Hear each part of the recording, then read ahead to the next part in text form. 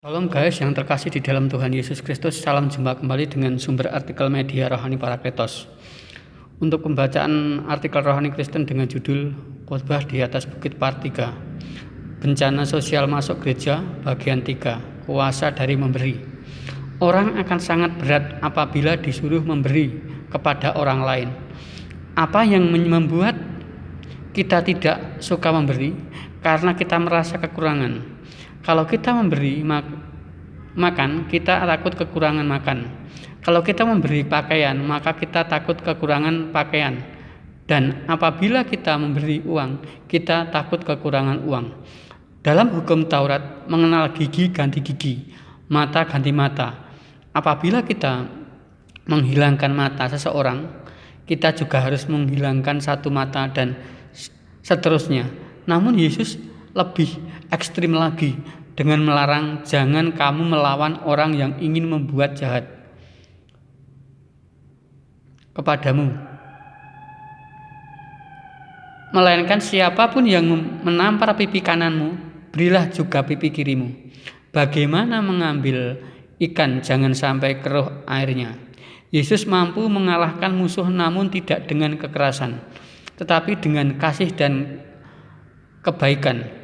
Itu amat berbeda dengan realita yang terjadi dalam dinamika dan romantika kehidupan sehari-hari, karena belum ada kejadian mengalahkan musuh tidak dengan peperangan atau pertumpahan darah. Dalam sejarah kemerdekaan Indonesia pun, untuk kemerdekaan tidak ada yang gratis atau diperjuangkan dengan merebut dan mengorbankan nyawa, harta benda. Oleh karena itu, kita harus mampu membedakan mana yang kepentingan usaha bangsa dan negara dengan kepentingan pribadi dan gereja. Yang dikatakan Yesus berkenaan dengan memberi, melainkan siapa yang akan menampar pipi kananmu, berikanlah pipi kirimu. Yesus memang ingin semua masalah itu diselesaikan dengan kasih. Kalau kita melihat dan merasakan yang terjadi di daerah Indonesia, perang antar suku, antar kelompok, pertikaian pribadi yang menjurus pada isu-isu sara yang akhirnya berkembang pada anarkisme dan pengrusakan pada fasilitas pribadi maupun umum. Ia melihat dampak yang ditimbulkan dari suatu masalah yang sangat kecil, namun yang menanggung kerugiannya semua orang yang tidak tahu akar masalahnya. Semua itu diawali dari keinginan dan ambisi pribadi dan segelintir orang saja. Situasi negara dan bangsa serta sosial yang demikian sebenarnya menuntut gereja untuk berperan besar untuk mencari solusi dan menyelesaikan permasalahannya. Kehadiran gereja jangan sampai menjadi sumber masalah dan sumber bencana sosial. Untuk itu jangan menjadi gereja yang inklusif, yang tidak mau tahu terhadap masalah yang timbul dan berkembang dalam masyarakat sekitarnya. Oleh karena itu, sebagai pengikut Kristus harus bisa berbuat lebih dari apa yang bisa diperbuat mereka yang belum percaya kepadanya. Tuhan menghendaki lebih daripada yang mereka minta dan inginkan. Yang lemah berkata aku kuat, dan yang miskin berkata aku kaya. Di dalam Kristus kita mempunyai energi yang sangat besar untuk melakukan apa yang akan Dia kehendaki, karena Injil adalah kekuatan dan kebenarannya yang disediakan bagi kita yang percaya kepada Dia, termasuk memberikan yang terbaik. Berilah yang baik karena Ia terlebih dahulu memberikan yang terbaik. Baju, jubah berbicara persoalan nilai atau penilaian itu sendiri.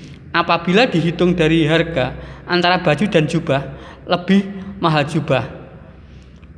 Barang mahal yang kita punya harus kita berikan kepada Allah.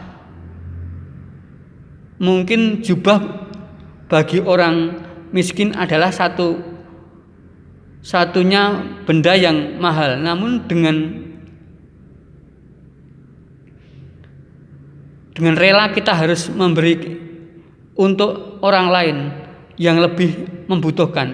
Kristus juga rela memberikan sesuatu yang paling berharga, yaitu nyawanya sendiri, berkaitan masalah masa depan kita. Dan siapapun yang memaksa kamu berjalan 1 mil, berjalanlah bersama dia sejauh 2 mil.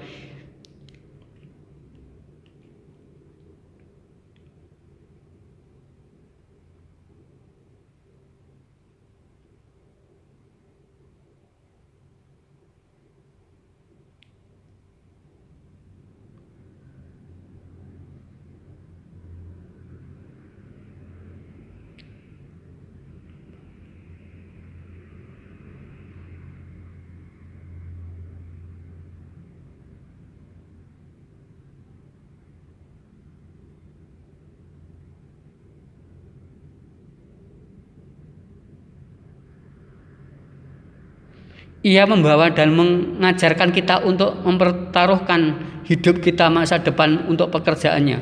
Semua orang tidak akan tahu apa yang terjadi dengan hari esok, namun kata Tuhan, jalanku bukanlah jalanmu, dan rancangan Tuhan bukan rancangan kecelakaan, namun rancangan damai sejahtera.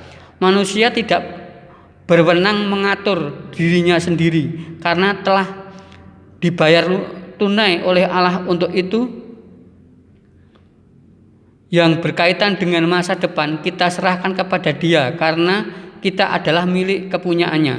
Ini adalah ranah dari kerja-kerja iman. Namun jangan sampai lupa kita untuk tetap mengerjakan segala sesuatu yang telah menjadi pekerjaan yang telah Ia berikan sesuai dengan firman Tuhan.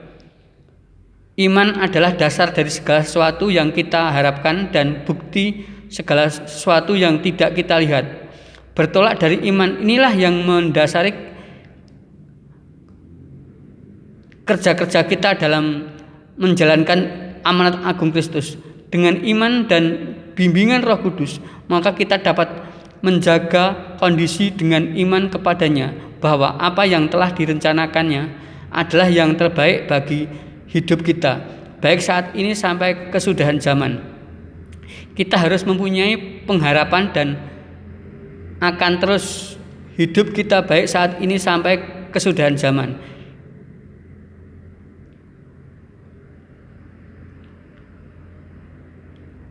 Kita harus mempunyai pengharapan dan akan terus berharap dalam iman yang akan dijawab segala sesuatu oleh Allah. Oleh karena itu jangan sampai putus berharap sekalipun tantangan dan hambatan terus menghadang. Dengan iman kita hadapi semua. Dengan iman semua masalah akan berlalu. Dia buka jalan saat tiada jalan. Dia bekerja di jalannya tak terlihat oleh kita. Dia membimbing kita mendekat kepadanya, dan dengan kasih dan kuasanya dibuka jalan bagi kita. Kuncinya adalah konsistensi bekerja bagi kemuliaan Tuhan. Amin.